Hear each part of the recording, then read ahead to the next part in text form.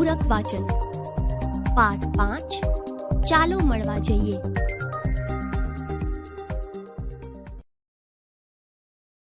ચાલો મળવા જઈએ એ નિબંધ પ્રકારનો પાઠ છે, જેના લેખિકા છે શ્રીમતી વિનોદીબહેન નીલકંઠ, જેઓ ગુજરાતી ભાષાના ખૂબ જ જાણીતા સાહિત્યકાર રમણભાઈ નીલકંઠના સુપુત્રી હતા.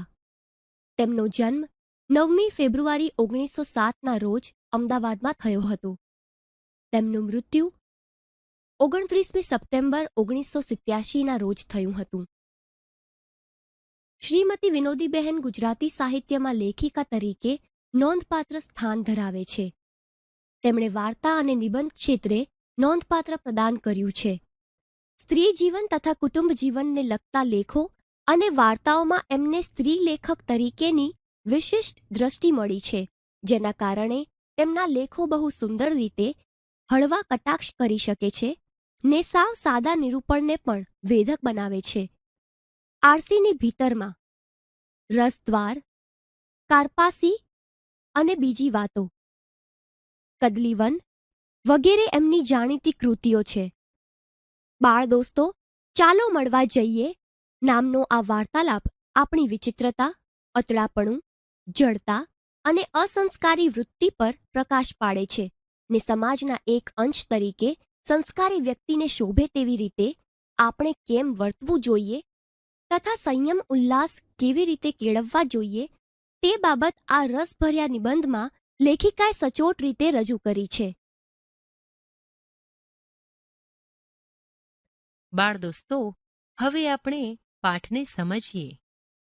આપણે સહુને કર્મે છેવટે જુદાઈ તો લખેલી જ છે, એમ સમજીને આપણે મિલનને મળવાને વધુ મહત્વ આપીએ છીએ. એમ બને ખરું? માણસોનો સ્વભાવ ટોળાબંધ રહેવાનું પસંદ કરે છે, અને જો કે દરેકને પોતાનું કુટુંબરૂપી ટોળું હોય છે જ, છતાં વળી તે બીજા ટોળાઓમાં સભ્ય થવા સતત મથ્યા જ કરે છે, અને તેથી મનુષ્ય કાયમ બીજા લોકોને મળવા જવામાં ગૂંથાયેલો રહે છે. આપણા ગામડાઓમાં આવી રીતે મળવા જવાનો રિવાજ છે કે નહીં તે હું જાણતી નથી. મળવા જવું એટલે કાંઈ પણ કામકાજ વગર અંગ્રેજીમાં જેને સોશિયલ કોલ કહે છે તે રીતે મળવા જવા વિશે હું વાત કરું છું. અંગ્રેજોની ભાષાના શબ્દ ઉપરથી તે લોકોના આ સંબંધનો એક વિચિત્ર રિવાજ યાદ આવી ગયો છે, તે વિશે કહી લઉં. અંગ્રેજો પોતાના ઘરને દરવાજે કે આગલી દિવાલ ઉપર ઘરમાં નથી, નોટ એટ હોમ ના અક્ષરવાળી નાની પેટી રાખે છે. હવે ગામમાં કોઈ નવો રહેનારો આવે છે તે ત્યાંના કોઈ વતનીઓને તો ઓળખે નહીં, અને એ લોકોમાં તો રિવાજ કે પરસ્પરની ઓળખાણ થયા વગર વાતચીત જ ન થઈ શકે. અજાણ્યાને નવા ગામમાં કોણ ઓળખે કે ઓળખાવે?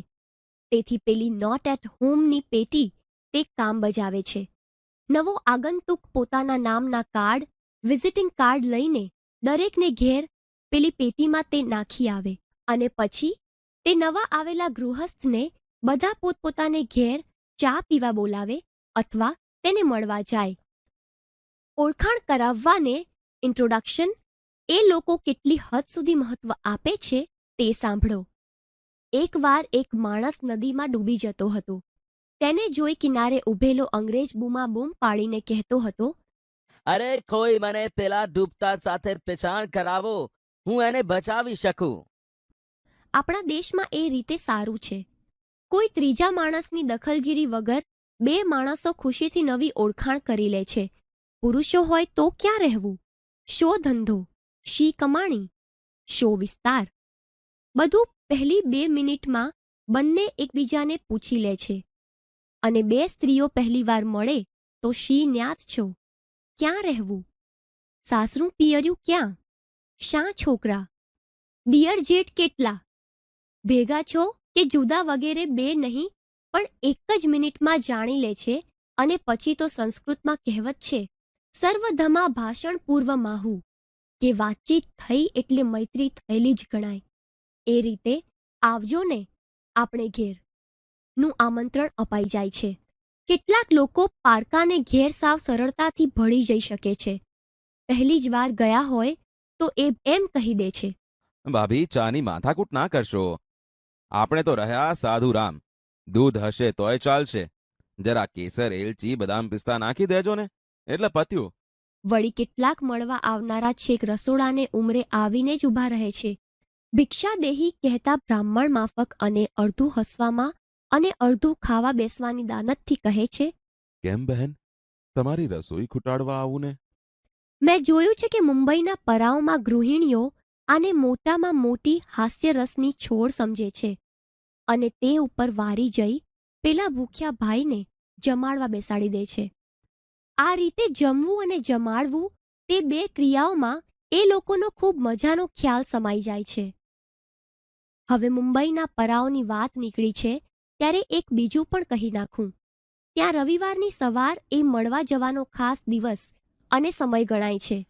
તે દિવસે દરેક જણ એકબીજાને ઘેર મળવા જાય એવો અણલખ્યો પણ પરાઓનો કાયદો જ છે, અને તે પણ રોજને વેશે નહીં. વેશપલટો કરીને જવું એ વધારે યોગ્ય ગણાય છે. રોજ પાટલુન પહેરનારા ધોતિયું પહેરે, ધોતિયું પહેરનારા ચૂડીદાર સુરવાલ ચઢાવે, સુરવાલ પહેરનારા વળી અડધી પાટલુનમાં નીકળી પડે, ટોપીવાળા હેટ અને હેટવાળા સાફો બાંધે ને સાફાવાળા ઉઘાડે માથે. આ વેશપલટામાં કાંઈ નિયમ કે ધારાધોરણ છે કે નહીં તેની મને પૂરી માહિતી નથી. પતિ પત્ની અલબત્ત મુંબઈ ગરા હોય સાથે સજોડે નીકળે છે. તેથી રોજ વહેલું ને ઉતાવળું રાંધનારી પરાની પત્નીને રવિવારે સવારે પણ ઝટપટ રસોઈ પતાવી અડધી રામાને સોંપીને નીકળી જવું પડે. પત્નીને માટે વેશપલટો જરૂરી ગણાતો નથી. મળવા પછી ચા નાસ્તો તો ખરો જ. ગઈકાલે કઈ ફિલ્મ જોઈ, કઈ લોકલ ટ્રેનમાં ગયા અને શેમાં પાછા આવ્યા, ફાસ્ટ ટ્રેન મળી હતી કે નહીં તે વિશે જબરો વાર્તાલાપ જામે. મુંબઈના પરામાં શનિવારે ફિલ્મ જોવા જવાનો ખાસ રિવાજ છે. પુરુષો કામથી વહેલા પરવારે અને પત્નીઓ સૌથી ઝાઝી દોરડીને થોડા ફૂલવાળી વેણી બાંધી મુંબઈ જાય અને પછી ફિલ્મ જોવાય.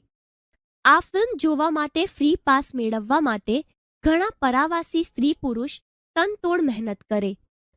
તેની અપેક્ષામાં ટ્રામ, બસને, વિક્ટોરિયા અને જરૂર પડે તો ટેક્સીના ભાડા પણ ખર્ચે, જેથી સરવાળે તો સિનેમાની ટિકિટ ગાંઠને પૈસે લેવી પણ સસ્તી પડે. હવે હું મુંબઈના પરાવાસીઓની નિંદા જ કરવા બેઠી છું તો ભેગા ભેગી મારી એક ગૂંચ પણ અહીં મૂકી દઉં. પરાવમાં દર રવિવારે સવારે બધા જ એકબીજાને ઘેર જાય ત્યારે કોણ કોને ઘેર જઈ મળી શકતું હશે?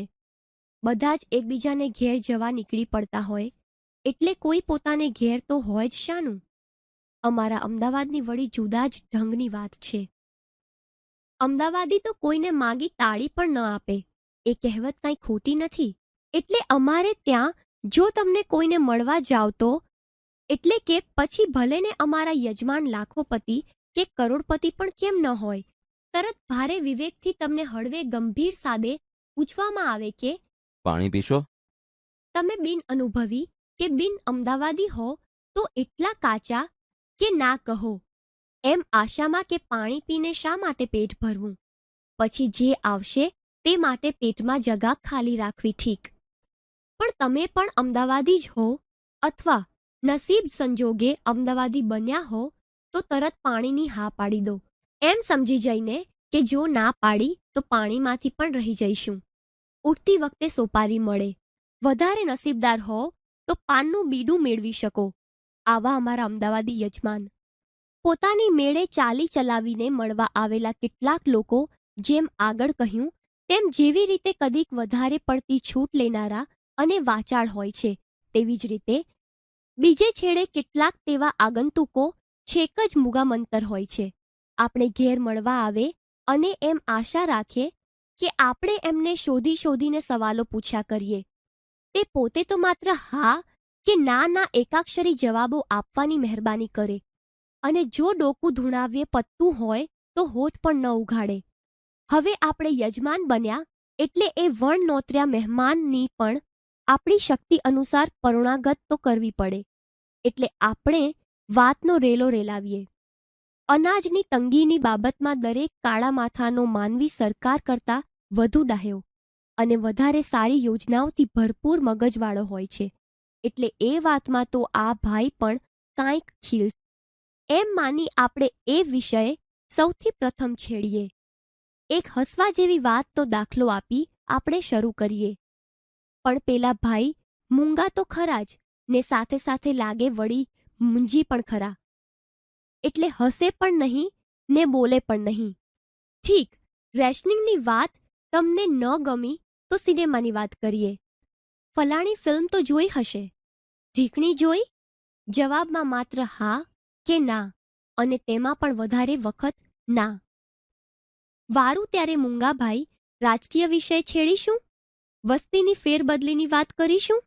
પણ મૂંગાભાઈ તો એકાગ્ર ચિત્તે અમારી ખુરશીની ગાદી પર જડેલા બટનો ખેંચી ખેંચીને તોડી નાખવામાં રોકાયેલા હોય પાકિસ્તાન હિન્દુસ્તાનની ખૂનામરકીમાં રસ લઈ શકતા નથી. વારુભાઈ, ત્યારે કાંઈ પીશો? ચા નથી પીતા તો દૂધ, કોફી, કોકો, શરબત? કશું જ નહીં. છેવટે આપણે હવે માત થઈ ચૂપ બેસી રહીએ છીએ. વળી વિચાર આવે છે કે કદાચ આ ભાઈ કાંઈ ખાસ કારણે આવ્યા હશે અને આપણા વધુ પડતા લવારાથી સંકોચાઈને તક ન મળવાથી ચૂપ બેઠા હશે. પણ 5, 10, 15 મિનિટ પસાર થવા છતાં તેમનું મૌન તૂટતું નથી. હું જઈશ એટલું પણ એ બોલતા નથી.